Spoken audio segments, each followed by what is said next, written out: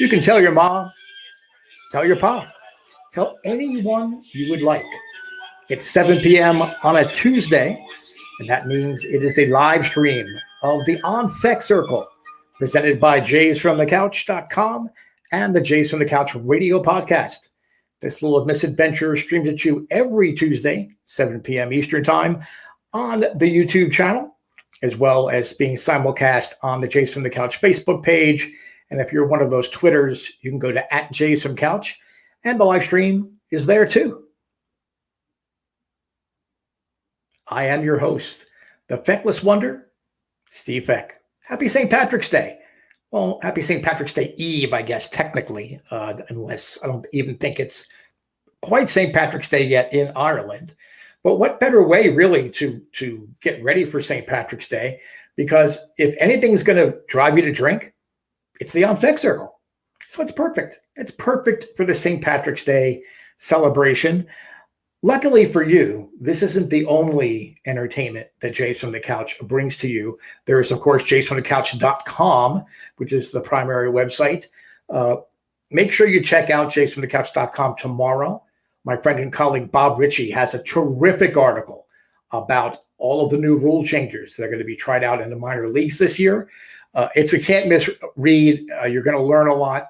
Bob always finds a way to take the most complicated issues and break them down to communicate what you really do need to know and try to draw from all of that. And of course, there's the mothership, the JFtC.com radio podcast hosted by our founder and fearless leader, Sean Doyle.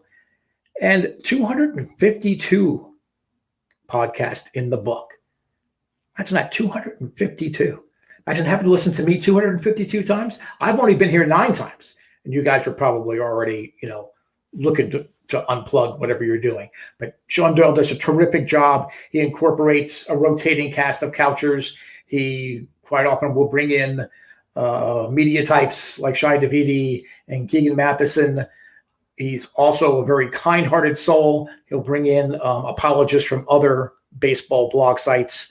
We've had people from the Rays and the Pirates and the Yankees all trying to talk about how they're better off than Blue Jay fans are, but we're always able to shoot them down. So make sure you tune into the Mothership podcast Sundays, 7 p.m. Eastern Time, and on the YouTube channel and on all the other places, Facebook Live, Twitter, on Thursdays, 7 o'clock Eastern Time. It's Sunny Side of the Dome. That's hosted by Karen Suter. Karen strikes a perfect balance from absolute pure fandom. And I'm not sure there is a bigger, more true-hearted Blue Jay fan out there than Karen Suter. But she also brings just spot-on analysis. She has insights that always give you the takeaway. I really hadn't thought of it that way, but it could very well be. And you'll feel better about being a Blue Jay fan just by listening to Karen. And you can follow her on Twitter. Look for her articles on JFtC.com. So there's lots of positive things involved with JFtC.com. And then there's me, the Feckless Wonder. I am probably closer to an actual true Blue Jay, not a ball player, but an actual Blue Jay, than anything you're going to find out there, because, Blue Jays, okay, they're cute and and they're all blue and they have all these symbolic meanings. They'll dive bomb you. Okay, they're aggressive. They defend their turf. I defend my turf. My turf is probably back in the Stone Ages of baseball in many cases, but I try to bring and talk about things as I see them. I don't have Blue Jays colored glasses. I have old man glasses. But it doesn't mean that we can't have a conversation. So if you are joining the live stream, please do send us a question, send us a comment, send us a complaint, whatever it would be, whether on YouTube, Facebook, or Twitter. You can get all of those on there. And if you watch the program after the live stream, I always go back during the week and I look for answers and I try to answer them to the best of my ability. So make sure you're all part of that. Before I get down to the main gist of episode 9, 2 news items, I think, which are relatively newsworthy. Charlie Montoyo has had his option year picked up by the Toronto Blue Jays. So he will be at least paid to be the manager through 2022. So they really know the next 2 years. And yes, the Toronto Sun, when someone is in the final year of his contract and gets his option picked up, that means he's going to be in the dugout for 2 years, not 3 years.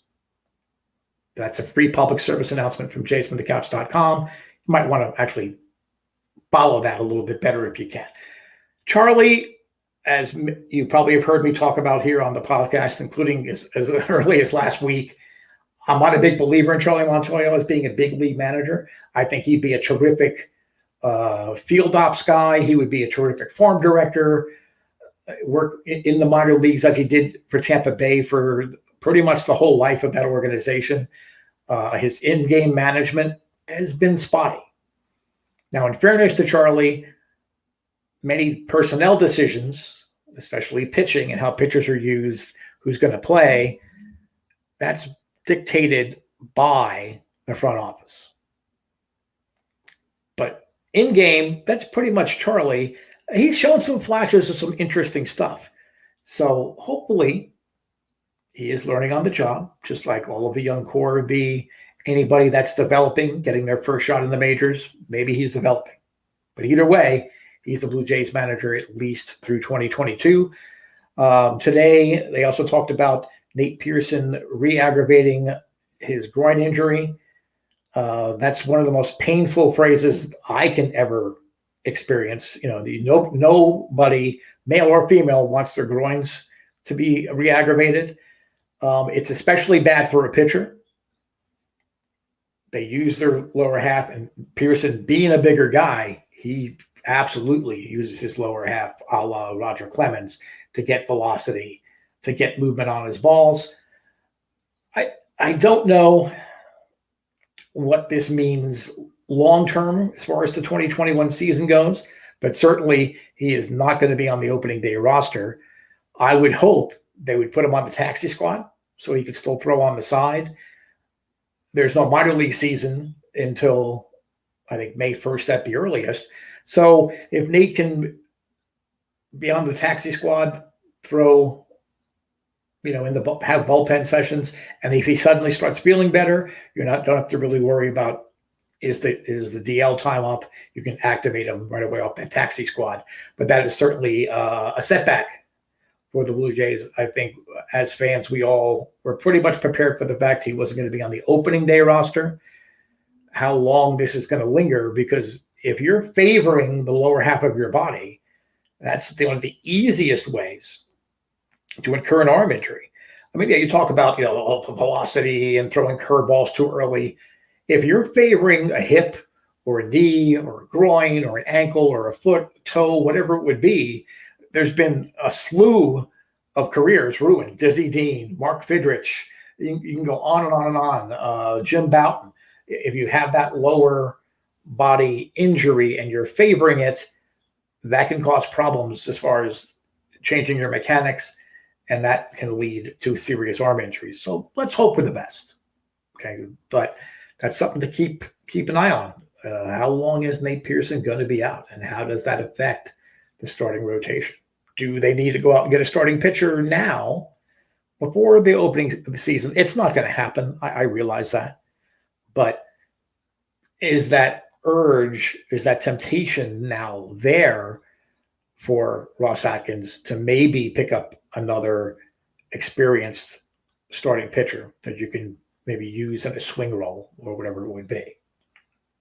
Since we're talking about rosters and Charlie doing some interesting things in the spring, there's a lineup that's been used, not necessarily with all of the starters in various spots, but it's a very interesting lineup. And I'm actually growing to like it and think this is the way the Blue Jays want to go.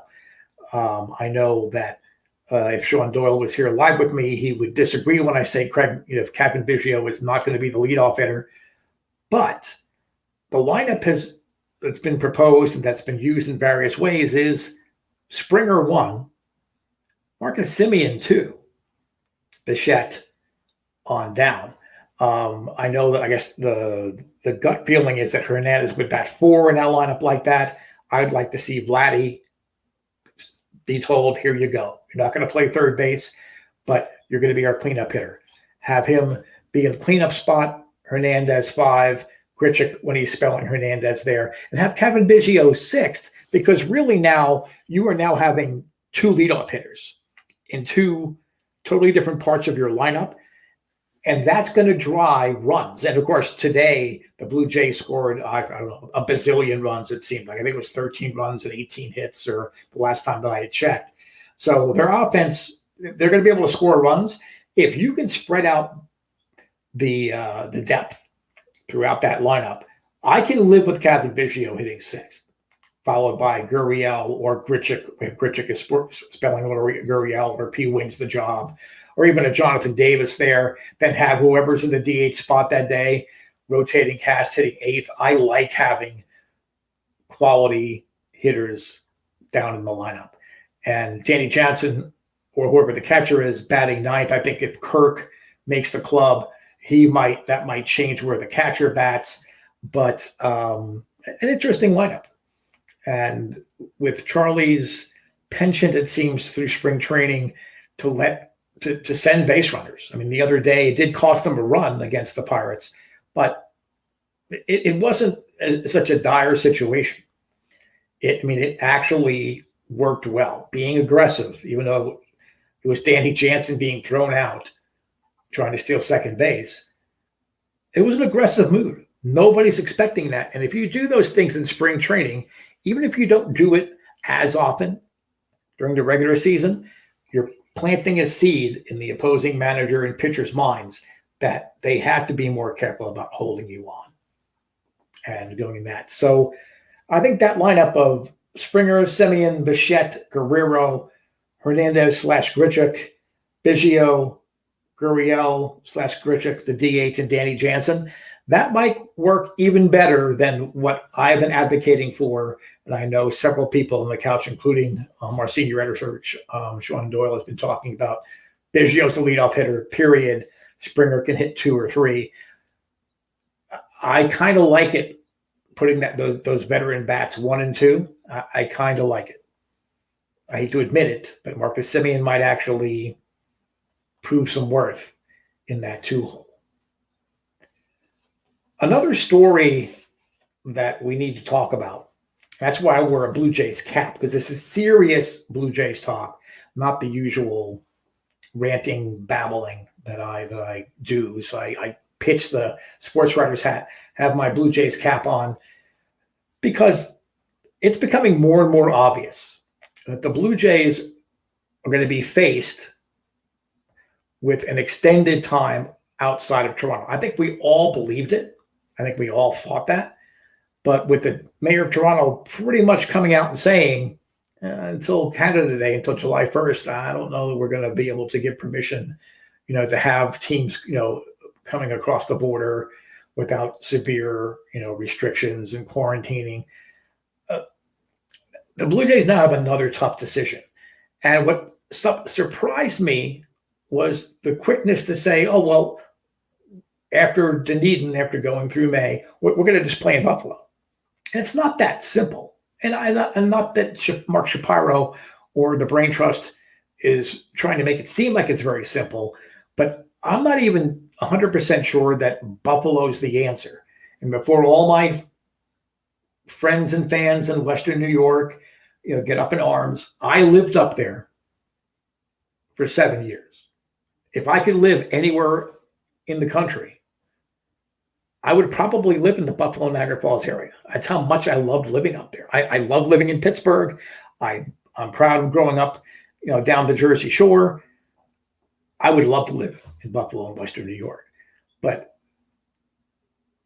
I don't know that that's really fair to the Buffalo Bison's ownership. And the Rich family, which owns the Bisons, they come by that last name, that surname, pretty easily. Okay, they are rich.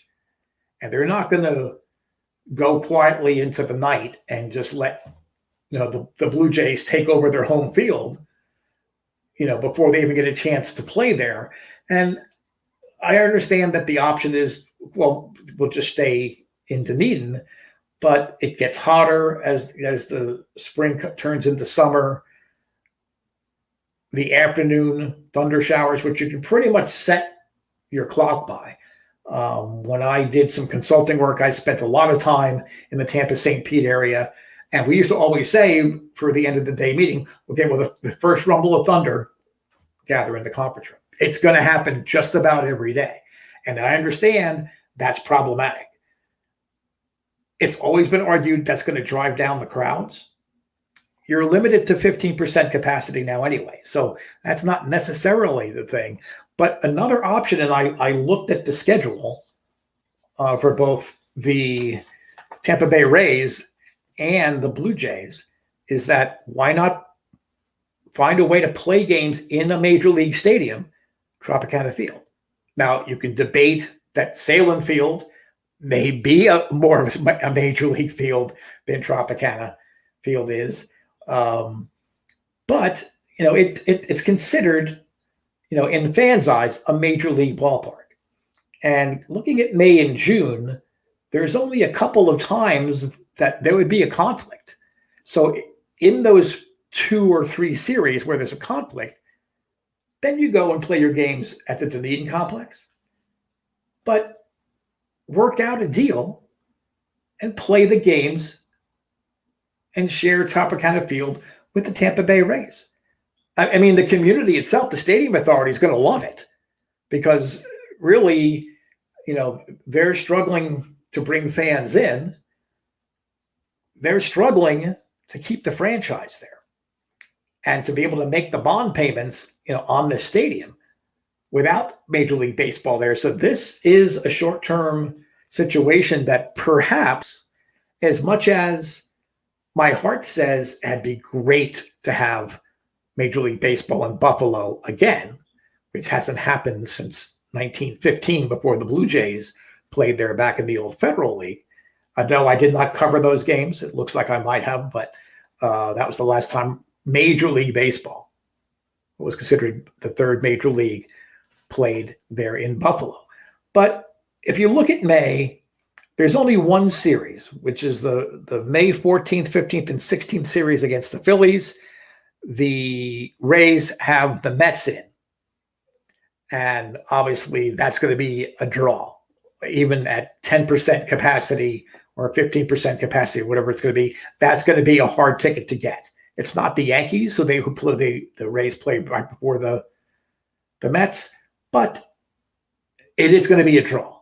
So, okay, so for that Philly series, play it over at the complex in Dunedin. It's not far from the Phillies complex. So I think it would make sense to go there. The next home series would be the Red Sox. There's no conflict. And then they're already scheduled to play the Rays, at Dunedin or in Toronto, the 21st through the 24th of May. So, okay, so the Jays are the home team against the Rays for that 4-game series. Is that really going to be the end of the world? I personally don't think so. Then again, you look at June, the only conflict is a series 24th, 25th, 26th, 27th against the Orioles. That's a conflict because they play the Angels. The Rays do at that same time frame. But it doesn't mean that things couldn't be worked out. Is it a perfect situation? It is not. But that extra move, that could be even more detrimental. It's now becoming a home field disadvantage for the Jays. Teams, especially players with families, can keep their families in the Tampa Bay, St. Pete area until the move, ideally for Canada Day, or the series 29th, 30th, and July 1st against the Mariners, return to Rogers Center. So for me, I would think logistically, and for what's better for the players and what the MLBPA might want, is have the Blue Jays work out an agreement through MLB to share the stadium. Are there some situations where it's one game, by the Rays and then the Jays come in and vice versa? Yes. You'll have to pay overtime for all the clubhouse people and get deep cleans and all of that. But that really might be the solution, is to have the Jays share Tropicana Field, still have their base of operations in their complex in Dunedin, play in Dunedin those two series where there is a conflict. And other than that, I don't see why you want to disrupt Buffalo. Is it fair to the fans of Buffalo, of the Bisons? They take a lot of pride in the Bison, in that AAA franchise. Every city wants to be a major league city. Buffalo is no exception. They really felt they got screwed when the Marlins and the Rockies were awarded franchises. The stadium could have been added on relatively quickly. It was built almost like a Lego set, Salem Field, where you could easily add top decks on there so you could meet major league requirements. But it never worked out. It is a sense of pride to a degree, but where are the Bisons going to play? Organizationally, what are you going to do? Are you going to share Rochester? Are you going to share Syracuse? Are you going to go to Erie, which is a AA facility, but that just went through a $7 million renovation down there in Erie, and that's what saved a team really for Erie to stay at AA. I don't know. I mean, there is Batavia, which is a cute little ballpark that's had renovations. I don't know, facility-wise, I don't know how you could have a AAA team where you have a lot more, weight rooms and things like that at AAA than you do for your lower level affiliates. I'm not sure how that would work. It is near a casino, so there might be some of all of that. Not that Batavia is Las Vegas or Atlantic City or Monte Carlo, but that could be a drawback where, well, wait a minute, do we really want to be in Batavia? But Batavia is an easy hour commute, even with horrible New York State Thruway construction, from Buffalo to Batavia. People in the Buffalo metropolitan area flock to that casino, go to the harness track there on a regular basis throughout the summer. It would be probably better for Bison fans if the Blue Jays are going to flex their muscles and saying, we're playing at Salem Field, to move them to Batavia rather than some of the other situations. But we'll have to wait and see. Certainly, it's a very fluid situation. I, from the very beginning, have been writing and have been stating on the podcast, on this little show here, the Blue Jays need to play in Dunedin until they're allowed to go back to Toronto. I think engaging with the Rays, finding a way to share Tropicana Field until they can get back to Rogers Center, I think that's the way to go. Now, if the borders are still closed on July 1st, on Canada Day, and it looks like the government is just flat out not going to allow Major League Baseball to be played in Ontario and in the country, then that's a different story. Then maybe you have to think about kicking Buffalo out. But I would like to think, as bad as things are, as far as vaccines and certain spikes and some people just not wanting to follow protocols, I think that come Canada Day, it can become, I think I called it Mardi Gras, but it really would be the ultimate celebration to have the Blue Jays triumphantly come back June 29th, 30th, and then Canada Day on July 1st to play in the Rogers Center. In the meantime, you stay based in the Tampa Bay region, play your first couple of series in Dunedin, then when weather becomes an issue, share Tropicana Field. What do you think? I don't see any questions across there. So I'm going to move on to the next topic. But again, if you don't engage right now during the live things, you can always reach out to me at US of Jays on Twitter. You can go to the US of Jays Facebook page. You can go to the Jays from the Couch Facebook page and Twitter account, post your comments. I look at them every day. I'll get back to you as quickly as I can. We've been having a little segment called Blue Jays Way at the end of every program. It's part nostalgia. It's part Blue Jays fan pride. It's part uniqueness of being a Blue Jay fan and rooting for a team that is a true national team in a professional organization that prides itself and tries to feed regionalism and rivals between cross-state rivals, interdivision rivals. So the Blue Jays, yes, they're in the AL East. It always seems they're the outliers in the AL East as far as rivalries go. There's Cleveland, there's Detroit. I'm not sure that it is what it used to be when they were all in the AL East. Certainly, if you're in Western Ontario or Manitoba, a lot of people are either Tiger fans or Twins fans. So there's some split there. So you can have some rivalries with those clubs as well, but not quite the same. So for this Blue Jays way, I'm going to switch hats here. I'm going to go old school. I want to talk about the 1983 Toronto Blue Jays, because in many ways they are a mirror image of what this Blue Jay team is in 2021. 1983, for those of you not born yet or unaware that there was baseball in Toronto before the World Series championships of 92 and 93, that was the first winning season in franchise history. Bobby Cox, Hall of Fame manager, everybody thinks of the Braves.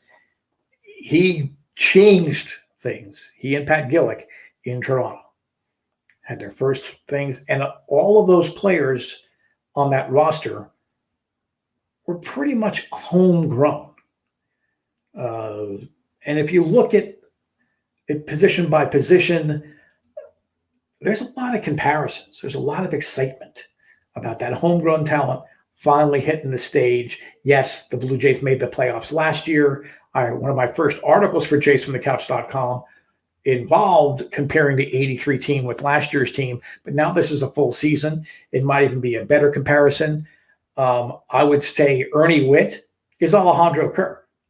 Young catcher, could hit it. Questions about it, would he be a strong enough defensive catcher? I think Ernie Witt answered those questions, and pitchers love to throw to him. Kirk is not quite there yet, but he's getting there. And he just may be the catcher of the future, as much as I think Danny Jansen could be an all-star catcher this year. If he can hit enough and he somehow keeps this hodgepodge pitching situation together, he can be an all-star. Willie Upshaw, great defensive first baseman. Vladdy Guerrero, hitting-wise, I would say very comparable as far as styles. Vladdy has way more power. Damaso Garcia at second base was Kevin Biggio. No great skills. He was fast. He could steal a base. It was hard to throw him out on the base paths. He made the plays he had to make. He hit for a high average. He had a great on-base percentage. Very much Kevin Biggio. I know Marcus Simeon's playing second base right now, but in the long term, ideally Biggio, if he does not prove himself at third base this year, will be a second baseman. And then you've got guys like Lloyd Moseby and Jesse Barfield. George Springer and Lloyd Moseby. Springer, a much better hitter. Springer is probably more of a Barfield, offensively. Jesse Barfield, one of the greatest outfield arms of all time. Just a terrific outfielder. And under a pitching staff, you had Dave Stieb. You had Jim Clancy. Steve basically is what Nate Pearson is now to Blue Jay fans. Jim Clancy is Rob Ray. When he could throw strikes, he came close to a perfect game, I think, twice as a Blue Jay, but you never really knew. Then you had Doyle Alexander, the crafty veteran, and Jim Ryu. So there's a lot of comparisons there. They had not one real set closer. They had a bullpen that kind of spread it around. So maybe go back to your baseball reference or whatever thing you want to look back. Look at the 1983 Blue Jays, the first team in franchise history to ever have a winning season, and try to match them up in your mind to what the 2021 Blue Jays are supposed to be. I think you'd find it an interesting comparison. So let me round up by saying thank you for being part of episode number 9 on Tech Circle every Tuesday, 7 p.m. Eastern Time on the Jason from the Couch YouTube channel, on Facebook page, on Twitter. Make sure you catch the Mothership podcast Sundays, 7 p.m. Eastern Time, which we all now know should be Jason from the Couch time, and Sunny Side of the Dome with Karen Suter on the YouTube channel, Facebook page, and Twitter every week. We have something for you every day. And please go to jasonthecouch.com, Bob Ritchie's tremendous article about the rule changes. I'm Steve Fek, the Feckless Wonder, signing off. Happy St. Patrick's Day. We'll talk next Tuesday.